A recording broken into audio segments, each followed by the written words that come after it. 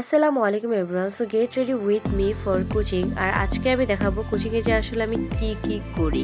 আর আজকের আউটফিট হলো white colour tops. Dress তো চুজ করে নিলাম, অবশ্যই এখন ফেসে কিছু দিতে হবে যেহেতু বাহিরে যাচ্ছি, তো চলো দেওয়া যাক।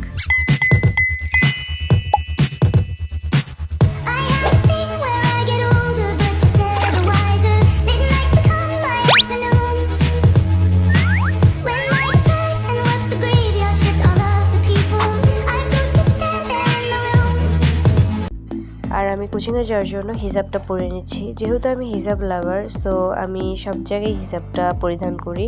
কারা কারা হিজাব লাভার আছো অবশ্যই কমেন্ট করে জানাবা। আর যারা হিজাব লাভার আছো বাট হিজাব পরতে পারো না, তাদের জন্য হয়তো এই ভিডিওটা খুব কাজে আসবে।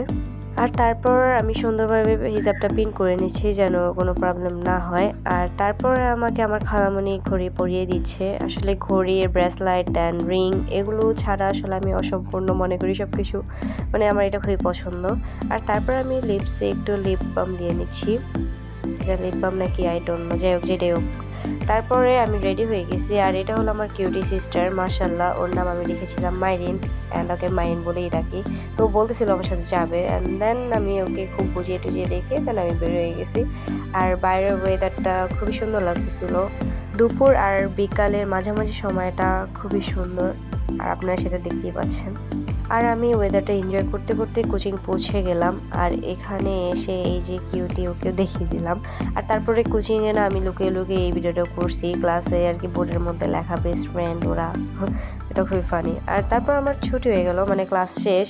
তারপরে আমি বাচ্চাদের এই খেলনাগুলো দিয়ে এই কিউটির সাথে আমি খেলতেছিলাম, মানে এটা একদমই আমাকে মানায় না, তাও আমি খেলছি কারণ আমার ভালো লাগছে। হ্যালো, সবার সাথে আমি আজকে পরিচয় হয়ে গেছি। Thank you.